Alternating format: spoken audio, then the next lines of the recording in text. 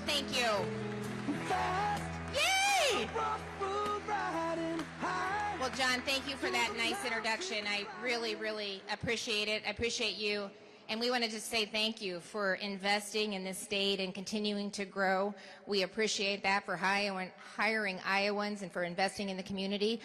We just can't say thank you enough, except for that we're going to keep making the environment better and better so you can keep growing and expanding and bringing more people to the state of Iowa. So we want to continue to be a partner with you. So thanks for all you do. And I guess this is the first event that's been held in your new facility, right? So we're happy that we got to break it in, so thank you for that. And I want to say thank you to each and every one of you for being here. Wow, this is incredible. Thanks for caring about our state. Thank you for caring about this country. I want to tell you, it truly, truly matters. And it's this kind of engagement, it's this kind of showing up. That's how we're going to win on January 15th to get the right leader elected. And that's how we're going to win this next election in 2024. It's not going to be the media. It is not going to be the national polls. It's going to be each and every one of you showing up on January 15th and showing them why Iowa is the first in the nation caucus, because we're going to get it right and we're going to make a difference, because we're going to elect somebody that's going to get this country back on track. And I want to tell you, yes, we're going to do it. We're going to do it in Iowa. We're going to do it with Ron DeSantis. This country is in trouble. It is unconscionable and just insanity what we've seen from this administration in the last 3 years. And it's got to stop. And all you have to do is point to the border and see. Right now, I think there's a caravan, about 15,000 plus, that are heading towards the border that are about to invade the country. It is unconscionable and a dereliction of duty that this president hasn't protected the sovereignty of this country and, most importantly, the citizens in it. And that it's ridiculous. It is insanity. And that's why January 15th is so important. And that's why not only do we have to elect somebody that can win, we have to elect somebody that can win, but we have to elect, you heard John talk about it, somebody that has the skill and the resolve to reverse the madness that we've seen under the Biden administration. That person is Ron DeSantis. We need somebody that's focused on the future and not the past. We need somebody who has followed through with what he said he would do, 100% of the promises made. We need somebody that puts America first and not himself. And without a doubt, that is Ron DeSantis. He is bold, he is disciplined, and he is principled. You're not going to see some liberal corporations buying him out because he's nobody's puppet. He's going to do the right thing even when the right thing is really, really hard. And yeah, it's not easy. Look at his record. Look at his record. You know, and one of the things I've always admired about him, and I'm going to steal his speech, it's really awful when the person before you talks about everything that you want to talk about. But one thing that I've always admired about Ron, and it's from a governor's perspective, is he gets things done. It's just incredible. And it's not little things, it's big things. From the way he handled COVID, to backing parents and law enforcement, to cutting taxes, to keeping spending in check, to actually reducing the debt. He's going to talk about that. Now, I want you to raise your hand if you think that that's 3 things that we could use in Washington, D.C., right? Yes, he will do it.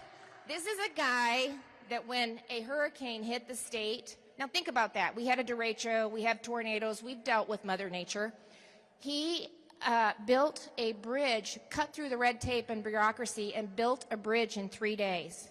So when Governor DeSantis, when he says, I'm going to build a wall and I'm going to make Mexico pay for it, he's going to build a wall and he's going to make Mexico pay for it. Yes, he's going to stop the insanity. He is the most effective leader that I have seen in a long, long time. I'm going to say that one more time because, as John said, there's a lot of elected officials that have disappointed us. And we need somebody that has a servant's heart, that believes in this country and the goodness of it, that believes it can be restored, and that we can not only restore its greatness, but we can excel. Somebody that can serve for 2 terms and make that happen. And that person is Ron DeSantis. And I just want to say, if you like what we've done in Iowa, then you're going to love his vision for this country. I am so proud and honored to have endorsed Governor DeSantis for president, and I'm going to do everything I can. With your help, we can really lead America's comeback. It will start on January 15th. It'll start right here in Iowa. So first of all, I need you to caucus. We need you to caucus for Ron DeSantis. Please join me in welcoming the next president of the United States, Governor Ron DeSantis.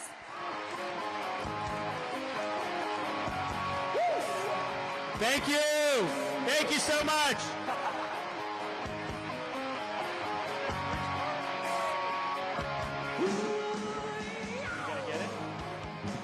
We have something that is being, is it presented or what do we got? Okay. Oh my goodness. All right. Special delivery. You guys, we had a little issue. UPS showed up here this morning, and can you tell me who that was supposed to be for? Santa Claus. You guys, there's presents from UPS or Santa Claus. Something had to go really wrong, right? Let's take a look. Why don't you grab this one here? Oh, just a second. It's not Santa Claus. It says DeSanta.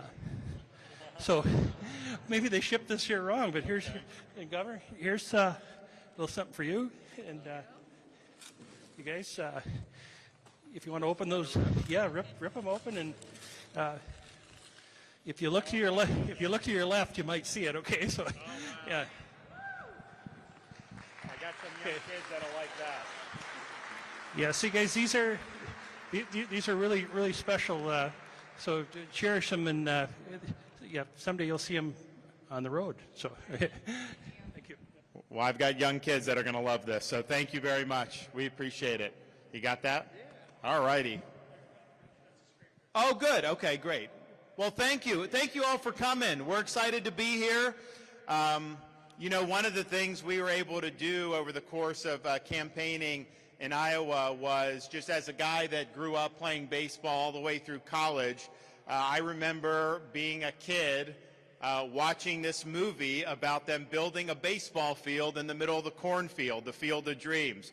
And when we were started coming up to Iowa, I would show my young kids. So we have a first grader, kindergartner, and pre-K 3, and I would start showing them like the appropriate parts of the movie, the baseball players coming out of the cornfield, all the other stuff, doing that. And we eventually got to do an event at the Field of Dreams in Dyersville, which was really cool. My kids got to play and everything. But I remember being at the Clayton County Fair, and we had some time before the bus left to the next stop. And so my son, who's 5, you know, had his baseball glove and stuff. So we're just out there by the corn.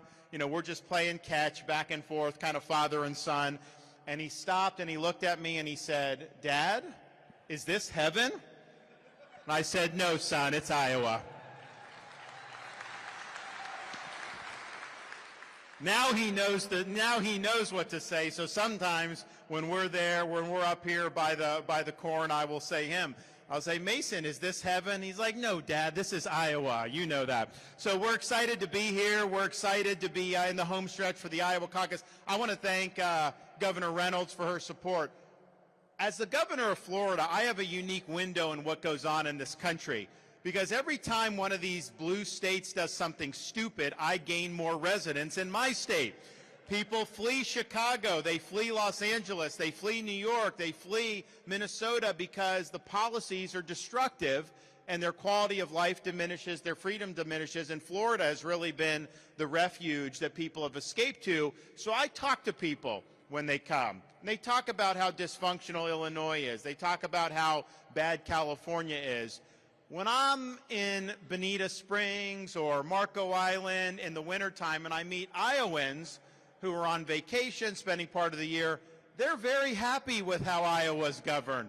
They're very happy to have Governor Reynolds and the legislature do such a great job. And I see that personally, dealing with people just from the Midwest, how they view Iowa. So you're lucky to have a very strong and effective governor. She's delivered huge results for this state. And clearly, as you look around this region, Illinois, Minnesota, look at your neighbors. You're lucky to have the governor that you have here in Iowa.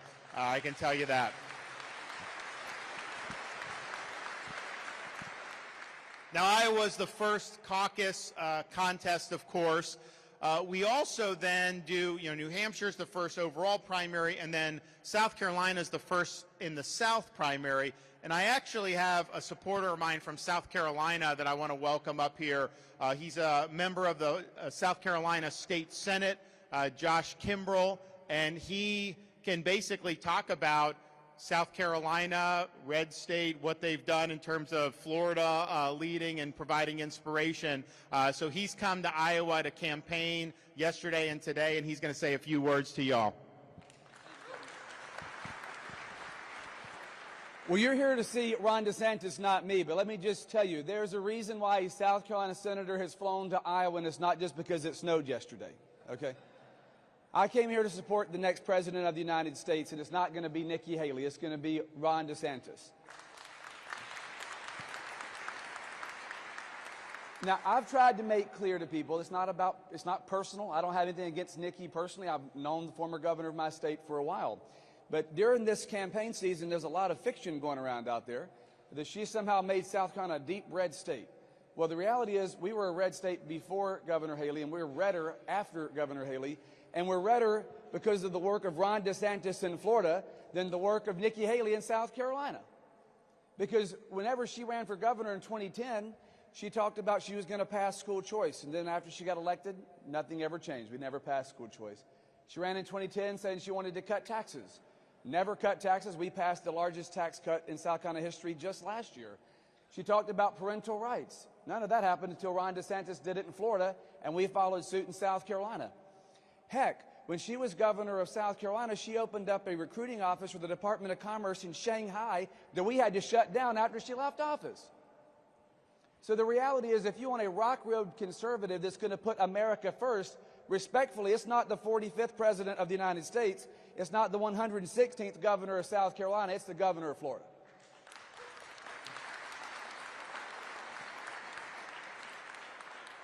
I'm not going to get invited to Nikki's Christmas party next year. But someone asked me, I had some of the Governor Haley's people were kind of saying, well, Senator Kimbrell only has a problem because he doesn't support a strong female executive to run the state of the country. Let me be clear. That's not true. If Kim Reynolds were the governor of South Carolina, I'd have a Kim Reynolds tattoo. So it's about standing for somebody, regardless of their gender, their race, their background, who's going to fight for you and fight for America. Because we're in a moment where China is the greatest threat to the country we have seen in our lifetime. And this man is the only person running for president who knows how to stand up to them. So I'm going to give the mic back to the governor, but I want you all to know from a South Carolina senator, I hope that you're going to get it right January 15th. I know you are. I like to brag that we're first in the South in South Carolina. Y'all are first in the country, okay? I'll just bow to the greatness, but only if you get it right with Ron DeSantis. So y'all get it started here. We'll finish the job in South Carolina and send this man to 1600 Pennsylvania Avenue. Well, thank you so much. So I'm running for president because as the father of a first grader, kindergartner, and pre-K3, I see this country and this generation being in jeopardy of being the first generation of Americans to turn over to our kids and grandkids in America less prosperous and less free than the one we inherited. Now, this is not something that is inevitable. This is something that's a choice. We have it within our capacity to choose a different course. I am not going to sit idly by and watch the managed decline of this country. I am not going to sit idly by and watch our cities crumble, our border be overrun, and our military be weakened. We're going to do something about it. We're going to reverse the decline of this country. We're going to give all 50 states a new birth of freedom, and we're going to usher in a revival of the American spirit. We've shown how to do it in the state of Florida. We'll be able to do that in Washington, D.C.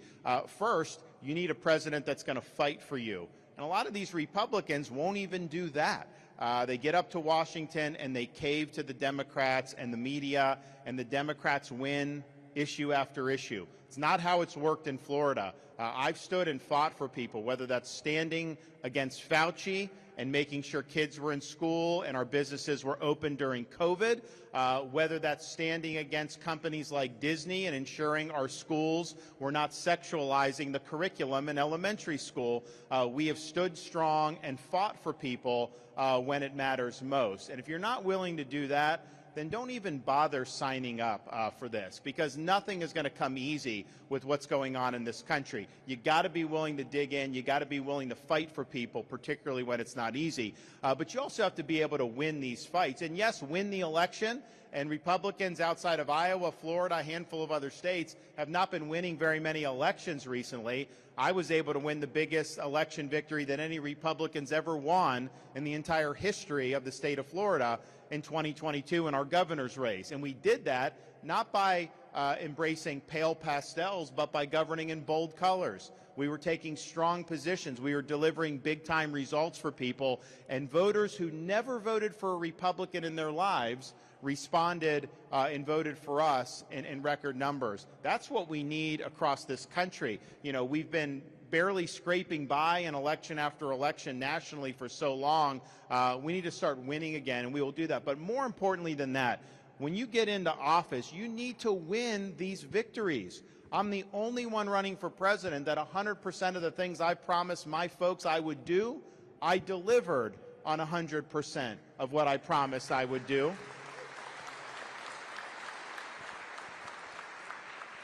And if you look at the people responsible for the open border, if you look at the people responsible for the crime in the cities, you look at the people responsible for the inflation, all the things that we've seen on the political left and the damage they've done, I'm the only one running for president that has beat these people time and time again in the state of Florida. Yes, we beat Fauci on COVID. We beat people like George Soros on crime by removing some of these lawless prosecutors who were in place and ignoring the law. We, of course, beat folks who were trying to sexualize the curriculum, big woke companies and others, and we protected the rights of parents in the state of Florida. We were able to beat the Democrats on election integrity. We have mass universal voter ID, no ballot harvesting.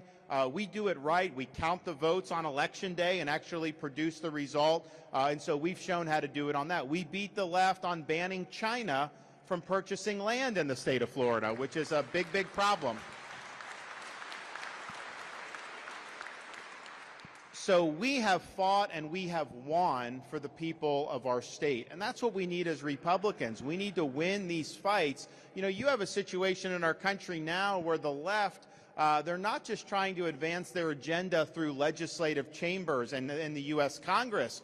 You know, they're trying to advance their agenda through universities, through bureaucracies, through corporations now with this ESG. You know, I see some of the folks, I saw some guys from the cattlemen, I see our pork producers. You know, this whole ESG, they want to target agriculture. They think agriculture is like the big problem in terms of global warming. They want to have California be able to tell people in Iowa how they should be producing pork. That is unacceptable. So you've got to stand up against things like ESG. You got to stand up against woke corporations who are trying to impose an agenda on our country without our consent. And in some ways, it's even more significant because if people that you elect want to do dumb things, you can vote them out of office. Nobody elected BlackRock for anything. Nobody elected these big corporations to target agriculture and to target other things. They're just doing that and they're wielding power. In Florida, we kneecapped ESG. We banned it from our pension fund.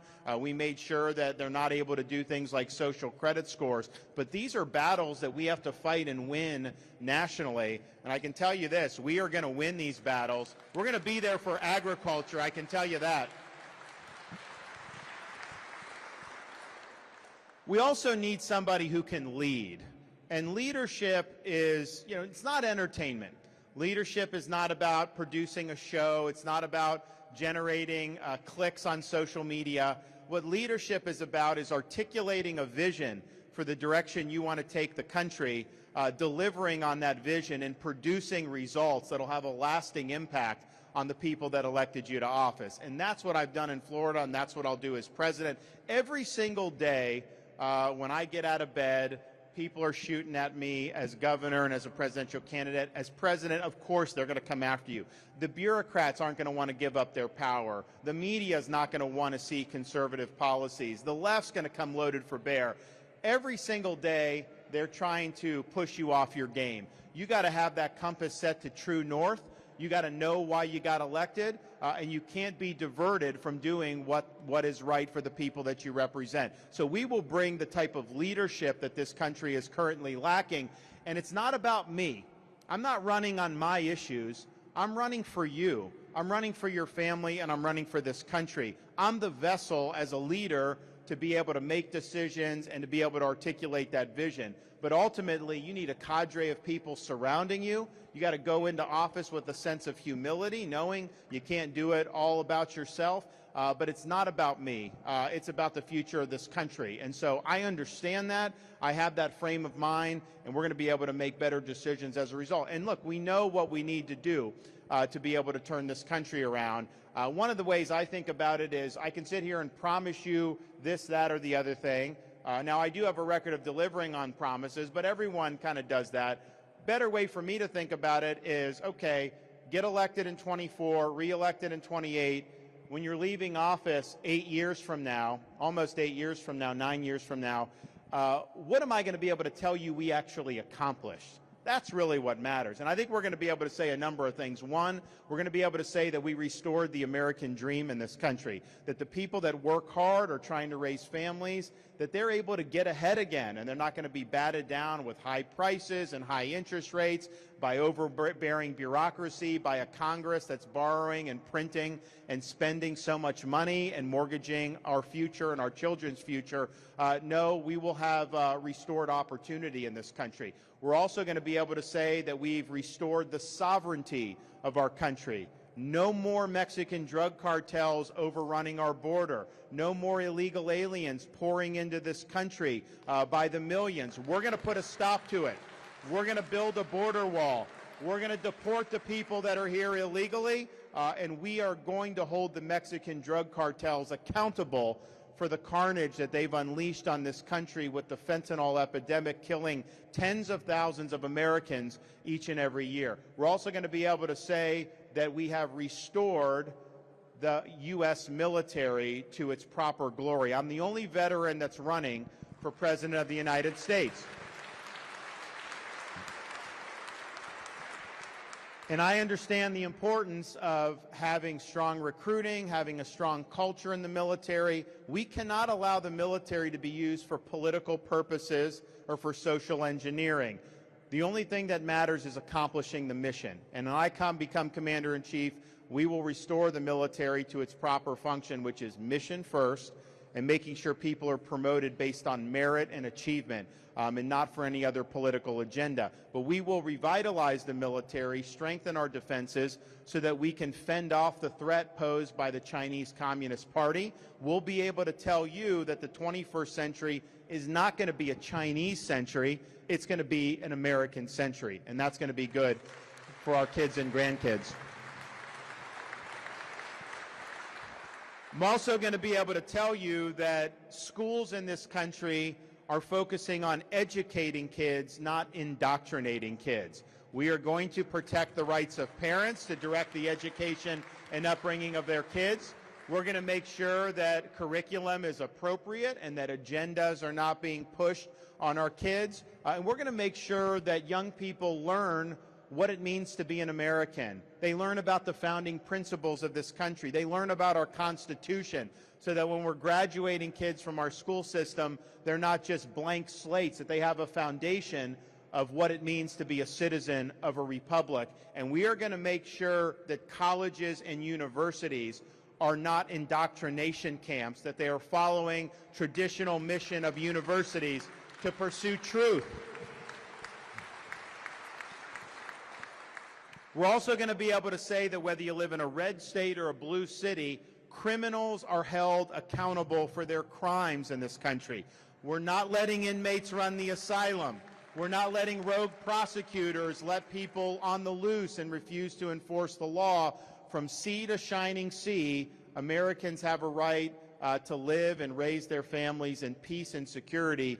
We will have restored the rule of law in this country. And then finally, we'll be able to say that we restored the U.S. Constitution to its proper role as the centerpiece of our national life. That means a limited government that works alongside us, not an unaccountable bureaucracy that imposes its will on us, is weaponized against us, and governs us without our consent. We will have restored this government to its rightful owners, we, the American people.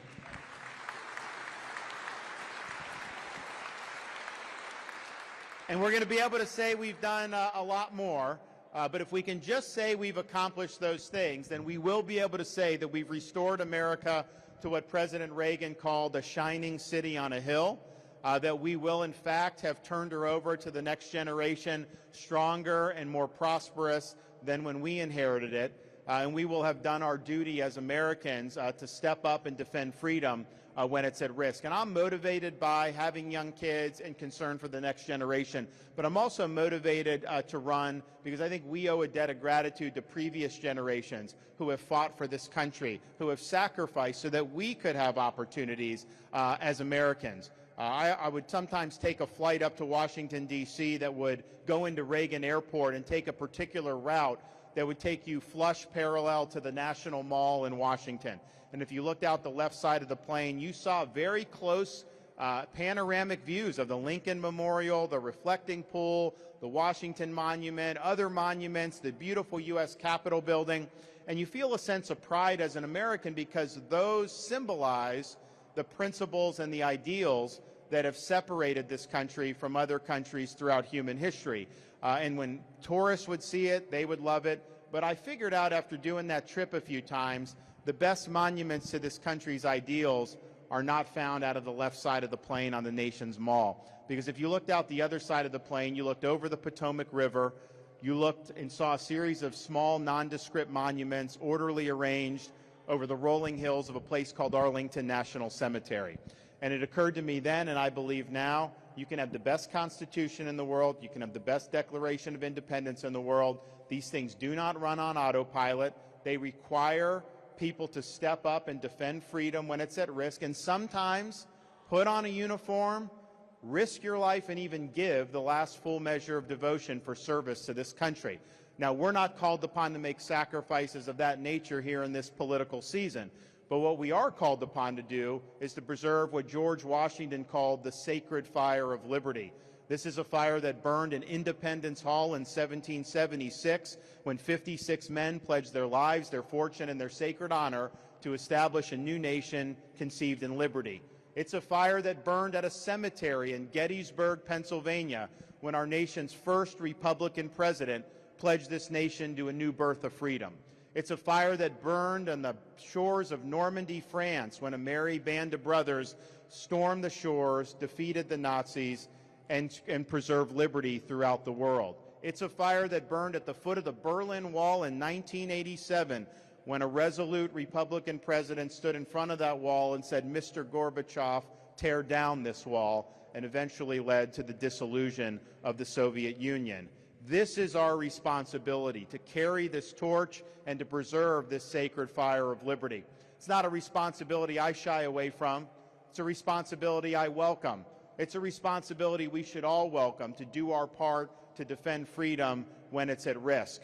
I'm asking for your support in the Iowa caucus on January 15th.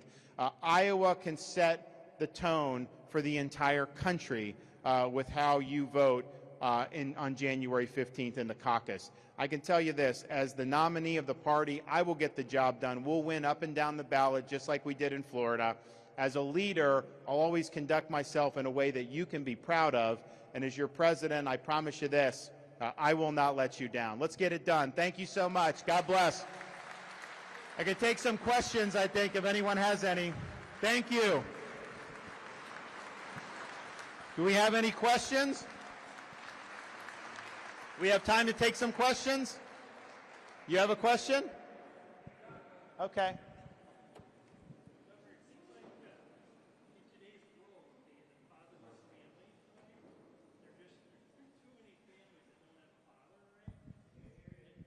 I'll repeat it.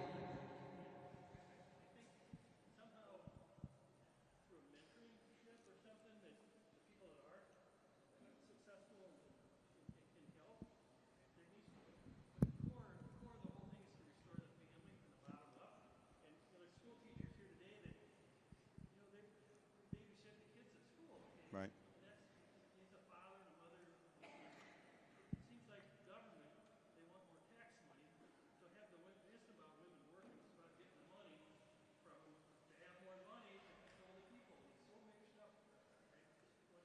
No, it's great. So basically, I think the root of the question was the fatherlessness crisis, how the nuclear family has been disfavored by a lot of government policies, and how really a successful country is going to be rooted in strong families. So what can be done about it? Well, I tell you what we've done in Florida. And my wife spearheaded this, she created a program called Hope Florida. And what it does is it recognizes that if someone comes in, it's not only a single mother, but a lot of the single mothers that come in and need assistance, to just give a government check and to just do that and create that kind of dependency, ultimately that's not going to put anyone on a pathway to self-sufficiency. So what she did was create, and I know Kim is working on this in Iowa, a care portal. And what this care portal does is it allows community stakeholders to be involved. So churches are plugged in, charities are plugged in, businesses are plugged in, individual volunteers are plugged in. So if you have, say, a mom that has 2 6-month-old twins that just got evicted from her apartment, she needs support.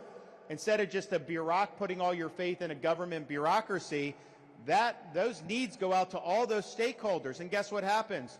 The churches will spring into action. Charities will spring into action. And once that happens, that mom very less likely to show back up for government assistance, because you have folks that care, you have people that are invested in the community and want to be able to help. Now, as part of that, I launched a fatherhood initiative.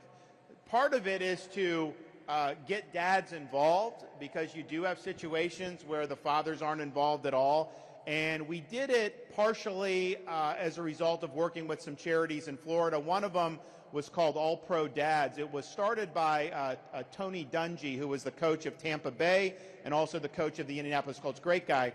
And he started it because he tells the story that when he was the coach of Tampa, so he's a strong Christian, and he would go to prisons to minister to the prisoners. And what he said was, when he would go to the prisons, he figured out that the prisoners were not there because they were poor, because of race, because of this. He said the prisoners were there 99% of the time because they didn't have a strong father in the home, and they didn't have that guidance and that mentorship there. So he's really pushed the fatherhood. So we're doing that. Some of it is getting the dads involved and providing resources for that. Others are to support mentorship opportunities. For example, when I was active duty in the Navy, I was a part of the Big Brother program. I mentored a young kid who grew up, his father was in prison. And, he ended up getting older, and he joined the Navy, largely because of my mentorship, most likely.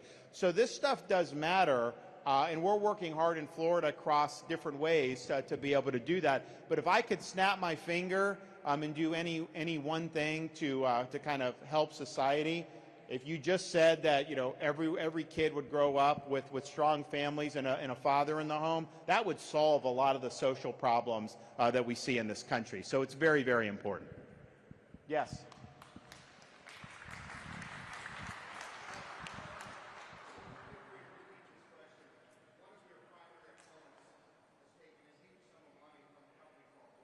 Yep. So the senator asked a question about one of the candidates running. It's Nikki Haley, that she is being supported by this company called BlackRock. So who knows what BlackRock is? Anyone know kind of what they're? So they're really the leaders behind this ESG movement, environment, social governance, and what they want to do as part of this movement is to use massive economic power to be able to advance policy agenda and social change, really totally outside the constitutional system, not through legislatures, just having corporations basically collude and try to push this agenda. So, for example, I mentioned a lot of this ESG movement has agriculture in the crosshairs. They don't want people eating meat. I can tell you, when I'm president, I'm not going to let anyone take away your meat. That's for sure. I mean, I couldn't subsist if I didn't have the good meat. So don't worry about that. But they blame, people that raise cattle. They blame this. They blame that. And so ultimately, they want to do a lot of really, really bad things that are going to hurt this country. They want to go after our energy production. Look, what they're trying to do by mandate things like electric vehicles, first of all, it's not going to work. People aren't buying them. People want to have standard automobiles, so it's going to bankrupt the car companies, but it's imposing these mandates. It makes things more expensive. And it's interesting because in California, they've done the mandate even more aggressive than what Biden's trying to do. So it hasn't taken effect yet, but they've put in place something that says the only car you can buy in California is going to be electric. If you want a new car, only electric is going to be your options. And so, one, that's not what people want. But the kicker on this is a couple days after they did that, they did an announcement. All electric vehicle owners in California, do not plug in your car. We do not have capacity on the electric grid. I'm thinking to myself, are you kidding me? So they want to kneecap reliable energy, but they want to force more people to have to do the electric grid. So it's kind of the worst of both worlds. That's why they have blackouts in California, and what you would end up having in this country is rolling blackouts, and you would not be able to depend on power the way we've been used to. So, we totally reject that in Florida. But this is a live movement. We've been able to push back a lot on it in Florida, and I know Iowa's doing the same, and some other states. Have you guys done anything against ESG in South Carolina? So you do see pushback, but these folks have got a lot of power, and all I can tell you this is we need a president that's going to be a change agent. We need somebody that's going to shake up Washington. We need somebody that is going to hold the swamp accountable. If you are a candidate like Nikki Haley, who is being supported by liberal executives on Wall Street, whether it's BlackRock, JP Morgan, all that, let's just understand, they are not supporting you because you're going to shake things up. They are supporting you because they think that they'll be able to control your decisions, and that you'll be willing to bow to them when they want that stuff. And so for a guy like me, I'm what they fear, because they know not only are we not going to bow to them, we're going to take them on, and we're going to win these battles against things like ESG.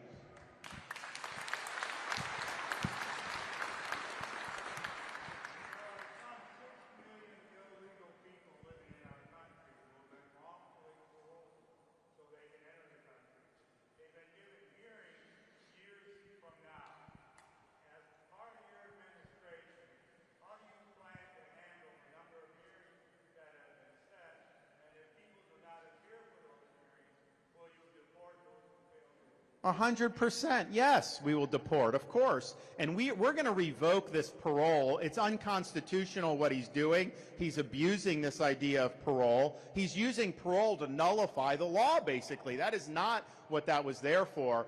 So we're going to reverse everything Biden has done in that field. And yes, 8 million people have come illegally, and you have to send back to their home country. So we're going to do that. And if you're not willing to do that, then you're never going to solve this problem.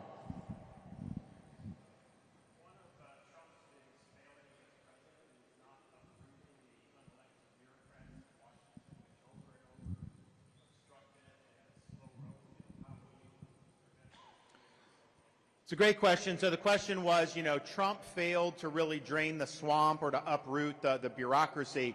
Well, a couple things. One, I think he made a huge mistake. He kept a lot of these Obama holdovers in like the National Security Council. I can tell you, when I'm president, day one, all the Biden people are gone. We are not keeping any Biden holdovers in these places. And yes, it's a difference of opinion. You want people that share your vision. That's important. But what those folks would do, those Obama holdovers, they would try to sabotage Trump's policy. They would try to say, he'd be on a phone call with the foreign leader and they'd leak it to the Washington Post. I mean, it was very destructive what they did. So you got to clean house 100%. You need to have all the personnel, the political appointees, ready to go January of 2025, send them to the Senate, get them in place, because they're the ones that really carry out your agenda. Trump left all these positions vacant for a long time. So what ended up happening is, if you don't have your appointees in, the career bureaucrats take over, and that they end up running the show. You cannot let that happen. We're also going to be very aggressive at using Article 2 power to downsize the bureaucracy. In Florida,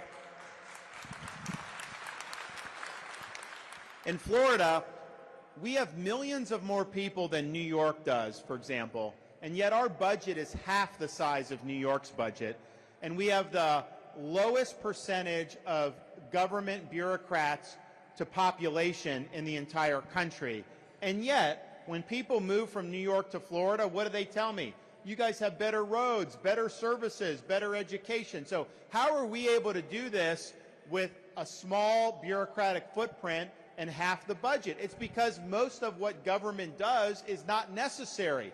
Most of the bureaucracy is bloat. So you can reduce dramatically and not miss a beat on the core functions, and we need to do that. So reducing the size. You also have to reduce the scope of the bureaucracy. So even if you reduced it by, say, half, if they're getting involved in things they shouldn't, that's still a problem. So, for example, if a farmer has a puddle on their property, the EPA can't come in and say that's waters of the United States. And I know Supreme Court restricted that, but Biden's going to try to do more going forward. That is an abuse of government authority. So ensuring that they're operating within the proper constitutional sphere is important. If an FBI agent, for example, is surveilling parents going into school board meetings, I'm firing those people. If they're doing things to stifle dissent, I'm firing them.